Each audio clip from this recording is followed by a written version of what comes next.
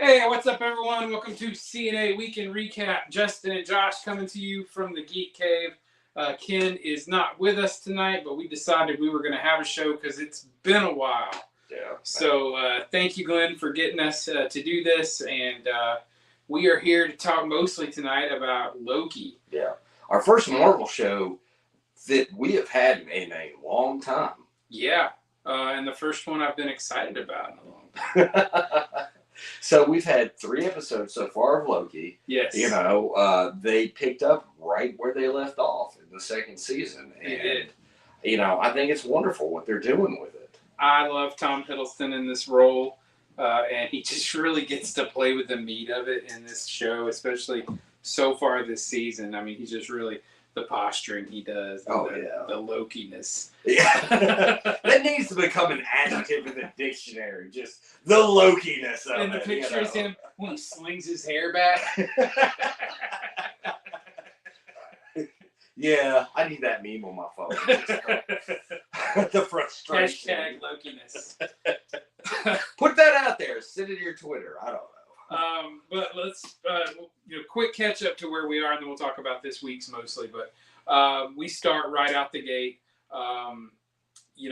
He at the end of the last season, he's back at the TVA. He's talking to Mobius, and Mobius doesn't know who he is. No clue. And that's where we pick up. And Mobius doesn't know who he is. He goes for a run, and then he does this horrible jerky thing, and boom, he's in another part of the TVA. We find out that he is slipping through time in the TVA where time is not supposed to exist. Yeah, he should not, according to everyone, that's not possible in the TVA, yet we see him literally doing that. And once he convinces Mobius of this, we have to go see a very important character and someone that I think is going to be very important to the show moving on, and that is Short Round. I mean, Ouroboros. There you go. Nice name dropping. Yes, it is Short Round. It is our favorite actor that has made a comeback. And he is really, really good. Somehow, despite him being 50 years old, he still just sounds like Short Round. Yeah, he does, honestly. He says, "We are going to die." And it's like, Dr. Jones. And so my favorite thing about him is he is the one who wrote the TVA handbook. Yes. Apparently, at the beginning. And so far, we've been told that the TVA has always existed. So he has been there since the very start of existence, which lends credence to his name as Ouroboros. Because in Norse mythology, Ouroboros was a snake that was eating its own tail, that was always curling around the world and never died, but always recreating itself and devouring itself. Ladies and gentlemen, Josh. What's up, y'all? That is the kind of brilliant knowledge you get from Josh. I did not know that. Oh, okay. I just thought everybody knew that. No, I don't think most people know that. Okay, that's awesome knowledge to be dropping. Yeah, that's what I took from it, that he has always been there and will always be there. Yeah, I mean, he talks about writing TVA, helping set up the loom initially. So, yeah, he's always been there. He'll always be there. Yeah, and like a snake eating its tail. It's a real specific Norse name. Don't worry about it. But, yeah, so I enjoyed the stuff where Loki was going back in time to a younger Ouroboros, talking to him, telling him, "You're going to know in 56 years that I'm going to be telling you these things." And he was like, "How will I recognize that?" "Because you will remember it now." And he snapped back. Wait a minute. Yeah. And he's like, "Oh, this is what we're doing right now." Yeah. And you have, Owen Wilson just as Mobius killing it as well. Yeah, he is. I'm glad to get him back. I think the first 2 episodes really just set up the plot, set up that, the TVA is falling apart. We need to find, a way to stop it. And supposedly the only way is someone with the temporal aura of a Kang. Yeah. So what it seems from this latest episode is this is going to be like a cops and robbers through time. Pretty much, because we've got Mobius and Loki on the side of the cops, which is a very different take on it. Yeah.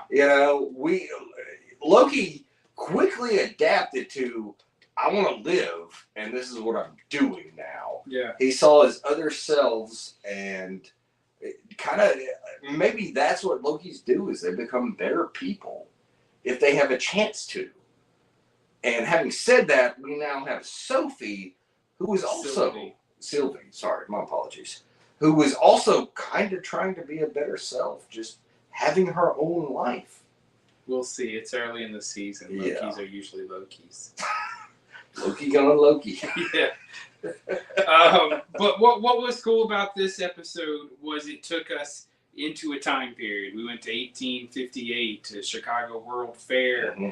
And everything from the moment it started, when you get the Marvel intro in old 1980s kind of ragtime piano style. And I'm wondering, will this be a theme moving forward? With WandaVision, we saw us go through time in the show. We did, yes. Will we see multiple Kang variants? Because this is 1858 Carnival Barker, con man kind of. Will we see other variants of Kang in other time periods, and will we get this leap through the generations?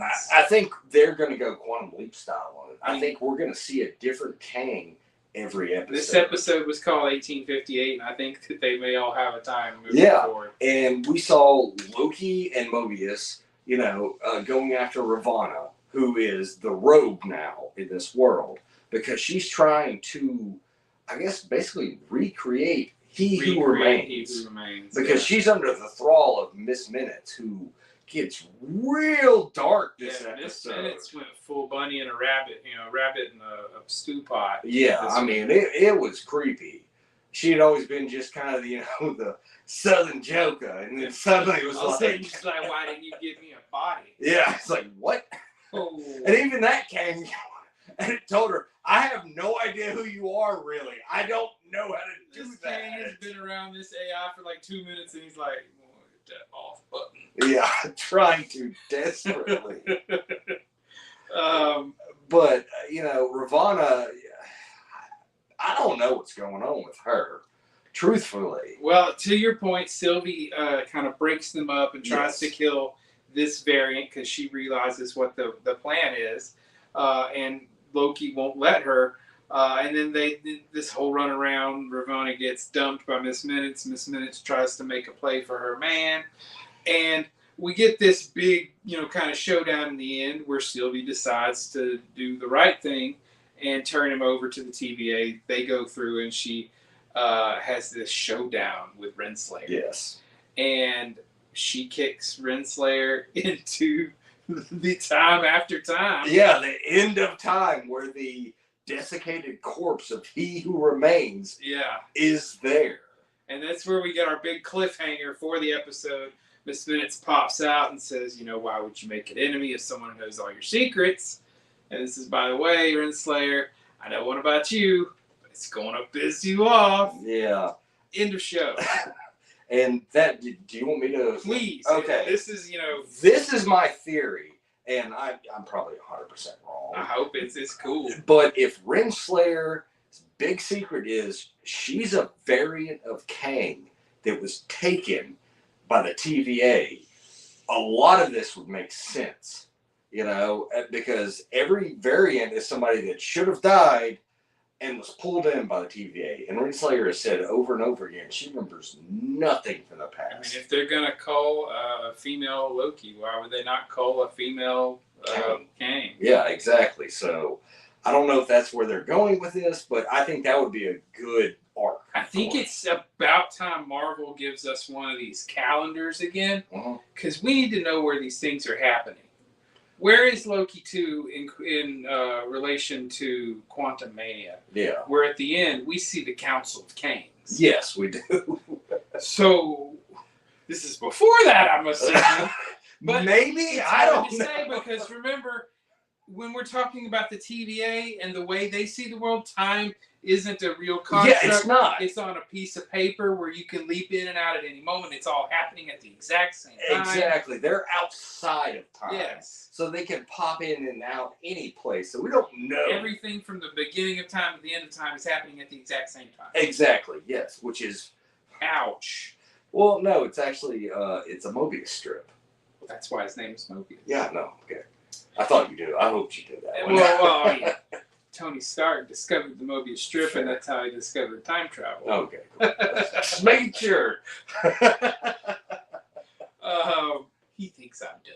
I do not. You're way smarter than me. So 3 episodes into Loki. Yeah, we're getting just so much coming at us. Loki and Mobius on the same page now. You know, in the past 2 seasons, they've kind of had, you know, they're heads. full buddy cop. Oh, yeah. Now, 100%. This is 48 hours. This is... I'm blanking on so many buddy cop movies right now. Cagney and Lacey. Yeah, I guess. That's what you... That was your immediate go-to? Cagney and Lacey? Hey, you were blanking. Okay, that's fair. I just... Turner and Hooch. Again, that's what you went with? And I'm still blanking. I can't, like, beat that. But, you know, yeah, you know, you have... Todd, what's his name? Oh, I hate you. Why did you have to say it? Because that was the one I was trying to think of. I keep wanting to say Die Hard. It's not Die Hard. It's Lethal Weapon. There we go. Yes. We're the one good cop and the one who is basically a criminal. You know? Yes. We just need to sit down and just name buddy cop movies. He doesn't like mine. Turner Hooch does count, but it's a dog and a human. I feel like chips. Yeah, I guess. Well, Eric Estrada and that guy we don't know about anymore. The blonde one. Yeah, all I remember is Eric Estrada. Well, of course, that's all everyone remembers. We've completely digressed. Well, you should do. Loki, check it out. Yeah, definitely good. There has been a rumor this week that I have been asked to address. I don't know how realistic it is. It's been based on some maybe comments from Kevin Feige, but like I said, from what I can tell reading about it, it's still kind of secondhand. We haven't had it saying this out in front of people, but there is a rumor that, and this is news to you as well. Yeah, I have not heard about this at all, so I will be reacting in real time to this. There is a rumor that the Marvel Cinematic Universe is marching towards a soft reboot with Secret Wars. That Secret Wars outcome will reboot the universe to a point where whatever 616 looks like moving forward will restore heroes that we are missing. Whether it's the same actors or recasting it and just accepting that everyone in this new world thinks that's who they are, we don't know. But the hint was that we will get Iron Mans and Captain Americas and full-fledged Hulks after Secret War, that they will reboot it, which will also allow them to boot into a universe where the X-Men naturally rise up through the years. How the fuck they gonna do that? Like, legitimately, what is... Because Secret Wars was a much smaller story than it was. It was more of a bring your greatest warriors from across the multiverse. Yeah. So I'm not sure what they're planning with Secret. But, I mean, never have we seen one of these big comic events brought to the MCU, and it was the event. Yeah, it's never been the It's same not in the gonna be comics. You know, Civil War was not Civil War. Civil skirmish. Yeah. It's a really good way to put it, actually. I like that. They just kind of slapped heads and ran away. We're still friends, though, right? Yeah, exactly.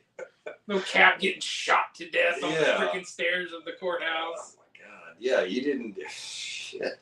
So, I mean, it's going to be different, and that's why I say I don't know how much validity you can put in this.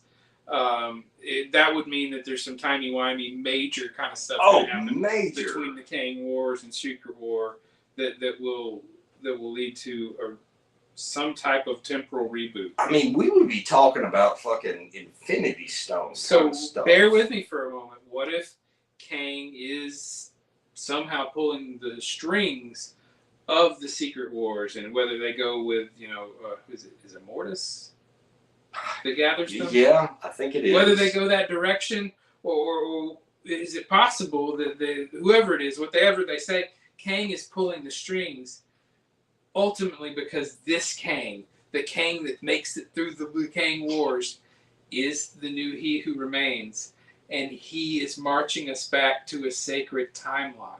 Yeah. And Secret Wars somehow is the catalyst for him rebooting it all, pulling all those branches back into the loom, and running a new central timeline where we start over. I mean, and we get new Cap and new Iron Man, and we get Wolverine and Professor Xavier and all the mutants rising up naturally throughout history. I mean, I guess you could make it make sense if you wrote it correctly, but we have already had. No, okay, yeah, broad strokes are easy. Just like, okay, this painting is blue in the background. Now fix it and make it a masterpiece. Do your thing. All right, I'm brilliant. But I have lots of very expensive comic books in there from a dude who can't draw feet. Leafield. So there's always been a little wiggle room in whether things are good in comic books. Can't draw chests either. No, women or men. It's like, yeah, it's ridiculous. Just Google Leafield chest, and it's not porn. I promise. It's just awful. Or feet. Yeah, that one's even better. Pouches. I never minded the pouches. I love some pouches. Yeah, I mean, you just gotta store stuff. I mean, everything. He had a woman's like a shoe addicted closet represented in patches. If you do like Cable, it was ridiculous. Yeah, but he carried a lot of magazines for his guns. You know, tucked in everywhere. I'm not defending Leafield. You never think that. But yeah, I mean, they could. No, I've not read this or anything about it, but I'm going to look it up. But yeah, they could just turn it around and be like, nope, multiverse doesn't exist anymore. Bam. You know, maybe Deadpool does something in Deadpool 3, but we've seen the multiverse. We know he's murdering the Fox universe. Yes. And that's going to be holy. That's one step forward. Murder the Fox. That's the only step forward. Marvel didn't have anything else to do. Well, you move with the Fox universe, and then you got to give us a coherent universe. Because we've all said, I mean, if you've watched this show at all over the years, it's been a constant theme. How the frick are they going to get the X-Men naturally into a universe where they've ignored them for 20 years? Yeah. Reboot. Yeah. We might be starting off here. I mean, they tried, they've tried and tried again to fill the spot, but it's never the same. They could give us a story that works. I give you, Exhibit 1 would be the DC animated universe, and the masterful way they both rebooted it to start with Flashpoint, and then rebooted it again at the end with Constantine, the Dark Side Wars, the Apocalypse Wars. They rebooted it twice, and it's brilliant. And I guess that's fair. We've never really discussed how comics do just reboot themselves. Nobody ever dies. Nobody is ever gone forever. We just have an experience in the Marvel universe. This realistically has to come at some point. Well, yeah. If you want the Marvel Cinematic Universe to work like the comics and be a long-standing thing that runs for decades, like Marvel has since the 50s, you're going to have to find a way to reboot and give us new young heroes. Kill them off and bring them back in some way. Yeah, and I never really thought about it in terms like that, but you're 100% right. Chris Evans, retiring from the roles and things like that. Yeah, we're going to have new Captain Americas and Iron Man. And I was at work the other day before this came out. I was at work, and I have a buddy who's a nerd. And so we started talking. He said, Justin, I just got to tell you, I don't think that Marvel will ever capture the magic again. Nobody cares about characters that aren't Captain America and Iron Man. And I think that sentiment is exactly why we're marching towards its potential. Yeah, you're right. You're not wrong about that. But will they care about different actors in those same roles? And that's the problem. Well, they're not going to be trying to get us to care. They're going to be trying to get the generation under us. Yes, exactly. But they're going to lose audiences who are like, they're dead. Why'd you bring them back? And we're like, because you always bring them back. Fuck. Nobody But is. we're talking 2028. So a full 20 years since the first Iron Man dropped. Yeah. Man, I get that. There are kids who still haven't ever seen the first Iron Man who will see them. And they know people like us are going to go see Oh, yeah, of anyway, course. We're just, so we're take our money. plebeians. We'll just go watch whatever. I'm sorry. It's just, oh, here's this thing. Yeah, take the money. Go. Put it in stripper's ass. It only goes so far. If you tell me that Thor 5 is directed by Taika Waititi, I'm going to skip it. No, you won't. Yes, I will. I might watch it when it hits Disney Plus, but I'm not going to the theaters out of pure protest. You'll still go see it. No, I won't. All right, we'll see. I have made my stands before. I didn't go see Aquaman in the theater. It was a good movie.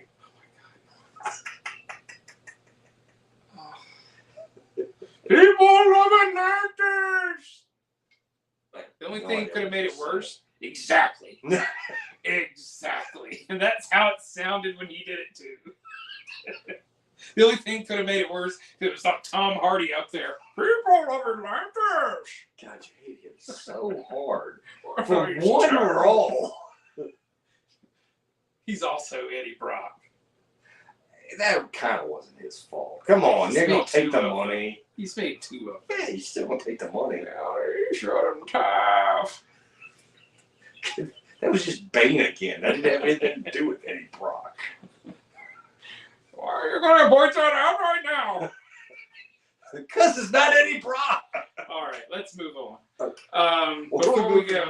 Before we go, there is another show that's out right now. Not getting a lot of press or pub, and that's a shame. But if you're a fan of The Boys on Amazon, oh shit, yeah. Gen V is a follow-up in that universe.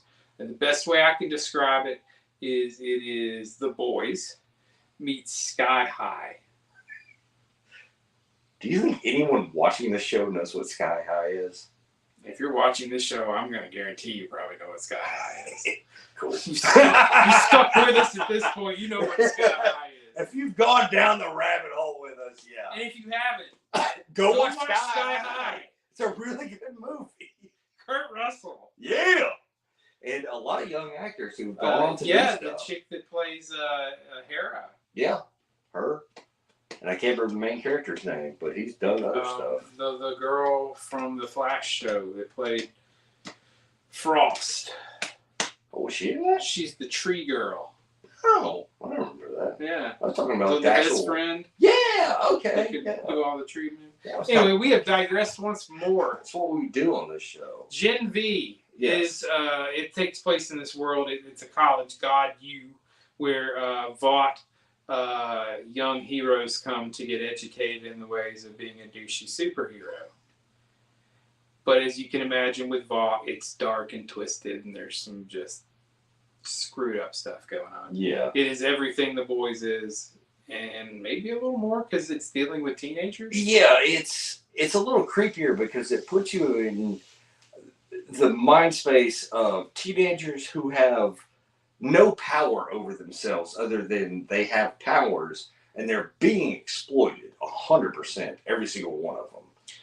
And I'm loving where we're going right now because it seems that we're approaching the greater story in this latest episode where it would appear either Vought or maybe Justine Shetty in her own hatred of Soups is developing a virus to wipe out Soups. Yeah, so it's going to be interesting what happens. And because it is still in the world of boys, we see some really fucked up shit. I mean, that's just going to be part of it. There's... Little mini girl hugs a cop. I wasn't just going to drop that out there, but yeah. I mean... Somebody blows up a penis with telekinesis. Actually, it's not even telekinesis. That's not even the first time we've seen that in The Boys. Oh, no. Well, he blew up the whole person. Yeah. I wouldn't say he just blew kind of up. starts with the cock since that's where Well, yeah, but I mean, it just kind of goes from there. It wasn't like, I'm going to blow up your penis. It was just, I sneezed cocaine and I blew you up. That's I don't think this girl meant to blow up that penis. Well, he didn't, but you know, She was mind raping her. he was just. If you haven't watched these shows, this sounds really fucked up. She has telekinetic control over blood, and he is a telepathic rapist who basically mentally roofied her. She woke up before the rape started, and then accidentally blew his how, cock. like, in the cartoons back in the day, they'd show a gun backfire and it would just sort of split back. Oh yeah, that's a really That's good pretty description. much what happened. Yeah, 100%. Just Ouch. boom. So Yeah, that's a if you like dark and twisted things, go watch Gen V. I'm Yeah. thoroughly enjoying it. I watched it earlier, and we kind of both turned to each other and said, "Do we like this better than the boys?" And it's because they seem more innocent. In a sense. There's someone to cheer for. Yeah, you could because in the boys, they're all kind of bad. Yeah, just pretty much everybody are bad people. In this, they think the world is still good, and they're slowly discovering that everything is against them and trying to work through that. Everything is awesome. Except it's not. So, I think we've covered everything that we were going to cover. Several more episodes of Loki to go, so come back to us for that. We got one more thing to cover. We are actively downloading Spider-Man 2, which came on Friday, which neither of us knew about. Looking so forward to playing that. Got a 10 out of 10 on multiple publications. The Spider-Man games just are amazing. If you haven't ever played them, start at the beginning and just go from there. They're I saw great someone games. say the other day that Spider-Man series is better than Arkham series. Oh, that's a bold statement. I mean, I don't know that you have Spider-Man without the Arkham games because they. Yeah, you wouldn't, but at the same, yeah, you can't have one without the other. Arkham is so good. Arkham created that combat style, basically. Oh man, yeah. And so many games use it now. Yes. It's just, I mean, and no one even pretends they create. They're like, yep, we stole that 100%. And it's a great combat system. It is, and it made you feel like Batman. Yeah. Which is the best compliment you can give to Spider-Man is that, likewise, also makes you feel just like Spider-Man. Oh yeah. You just do your thing, do your tricks. I don't have to compare them. They're both awesome. Oh yeah, they are. I'm happy to 100%. live in a world where they exist. Yeah. And that brings me to our close. We say it every week. It is an amazing time to be alive and be a nerd or a geek. So get out there and do something nerdy, geeky, and as always, come talk to us about it at CNA. And we'll talk to you later. You guys have a good weekend. Self-serve. Or I guess it's over. Have a good week. Monday's Ack.